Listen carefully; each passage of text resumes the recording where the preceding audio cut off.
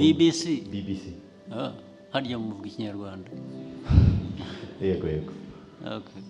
Mu 2018 inteko ishinga amategeko yatoye itegeko rigena rishyiraho umushahara fatizo mu gufasha abakozi bo hasi cyane, ariko iteka rya minisitiri ryagomba gushyiraho uwo mushahara fatizo ntabwo rigeze risohoka kugeza ubu. Bifuza kubaza niba hari impamvu zatumye ridasohoka kandi niba hari icyo muzabikoraho muri manda yanyu itaha. Murakoze. I can nabisubiza mu buryo nubwo ntabizi neza ibyo ari byo by'imishahara fatizo byashyizweho n'itegeko ariko ntisohoke cyangwa ntitangwe. Ntabwo nakubwira ko ntabizi. Birantangaje ko bari mbibazwa na BBC, abantu hano mu gihugu bifataho ntawe urabimbaza kandi bafite uburyo bwo kubibaza, ariko icyo nagusezeranya byo ni ukubisuzuma kureba uko binateye n'impamvu. Mbere hose bajya gushyiraho iryo tegeko barishyizeho ngo rikore nyine, niba hari ikitarashobotse cyangwa se baribeshye mu ngengo y'imari basanze nta bushobozi bifite, ariko ibyo nabyo byagomba kuba byarizwe mbere yo gushyiraho iryo tegeko ribwira abantu kuzamura imishahara cyangwa iki. Ariko icyo kibazo cyo numva turaza gushaka uburyo bwo kugisubiza ndetse tuzabishyira hanze nawe bikugeraho. Thank you, sir. We can take 2 last questions. Sunday Live. Let's see how we can go for as long as we can. Okay. At least you are not complaining about taking long on answering questions. I You don't can only think- complain about my being in Nepal for long, but I allow you to ask for as long as we can be here. Sunday Live. My name is Mahlangu Isaac from Sunday Times in South Africa. Now that you seek a second mandate, what do you think are the aspirations of the Rwandan people as you want them to grant you another mandate on Monday? What do they want to see in the next 5 years? But I hope I will not be misunderstood. I actually haven't been seeking any mandate. The RPF and these Rwandans have been asking me to stand for another mandate. At a personal level, I would comfortably go home and rest. It really takes a toll on me to handle these Rwandan problems. But while I have been there, and I am there now, and I may be there for a few more years, I think even the demands have been made clear by these Rwandans. I'm sure if you have followed these campaigns, the rallies, you have heard them. They want more development, want more roads, more hospitals, more schools, and quality increased for all of that. And that's what I'm thinking of providing. They need more investments in infrastructure, in technology, in being able to feed themselves, and feed the markets, thereby earn money from that. So it's all what we have to do, that we have been doing, but if we can move faster, if we can do better delivery of services, different sectors, I think that's what the Rwandans want. So that's what preoccupies me, that's what I have in mind, that we should be working together with the Rwandans to deliver that to them. Thank you, sir. Goloba, welcome. Thank you very much, Your Excellency. My name is Frederick Goloba Mtevi. I'm an independent researcher and analyst. Your Excellency, I've had the good fortune to follow you around throughout this campaign. And there are two issues that have come to my mind that I thought I should ask you about. One of them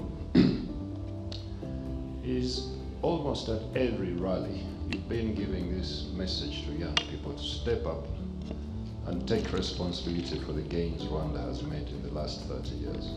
You keep going back to it at every rally. And I've been wondering, is there a deeper message in this, or is this just what we see? Are you saying something deeper than what seems apparent? The second question, Your Excellency, is watching all your rallies, it strikes me that the RPF is a formidable political machine.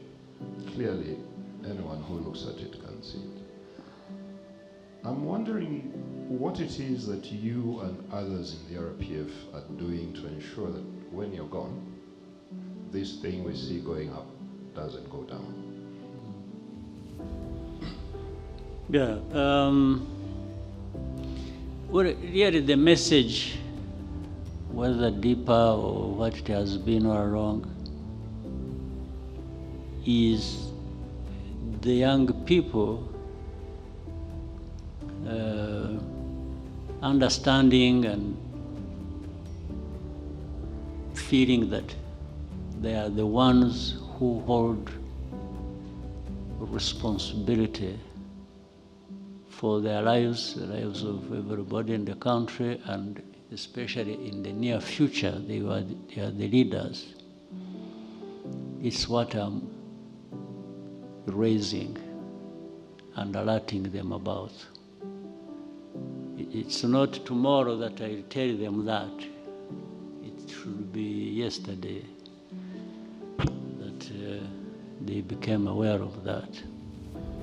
So that is the only essence, the real essence of repeating that message.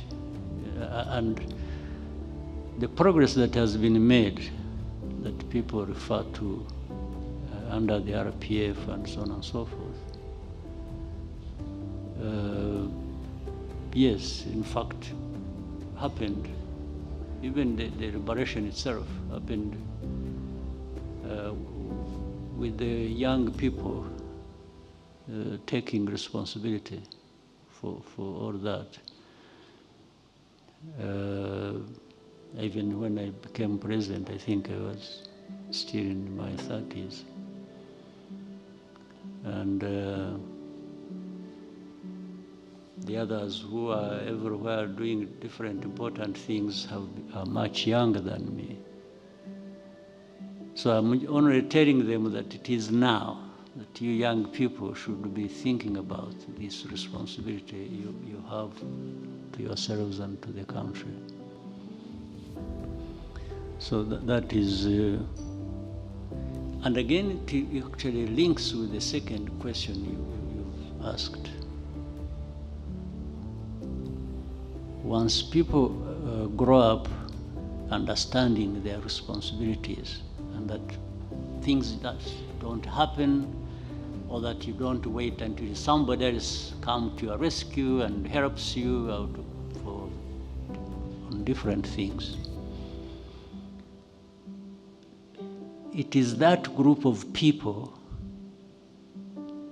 that from whom there will emerge leaders who step forward and even be leaders of this country in one way or another. And with the sense of responsibility comes the understanding of the story of where you have come from and where you are and where you want to be. So if there has been some level of success with my leadership,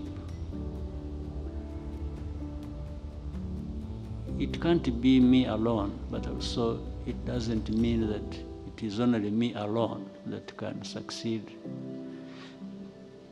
as we lead this country. So it just comes from that conversation, it comes from the experience and what you see, the results, and the moment you go through a number of years following the story and associating the message with the results, I think many people are formed by that and are helped by that to go beyond just the ordinary and thinking they are there just to be led, but also can aspire to lead. That's what gives, otherwise there is no mathematical formula that you can apply and say this and this and this and this put together, you'll always come out like that. So this is why I'm saying I cannot tell what is going to happen when the current crop of leaders, whether it is the RPF or government, that what will follow will either be a disaster or will be better, or I have no formula to, and I think nobody has that formula anywhere, whether here or anywhere else. But you keep investing the right way. You invest in people, like through education, for people to have good health, and but also to have clarity of mind as to what countries, people, societies are, and what these real aspirations are. And that they are the only ones, they are mainly the ones who can make things happen. So I have no other way of telling, of foretelling what,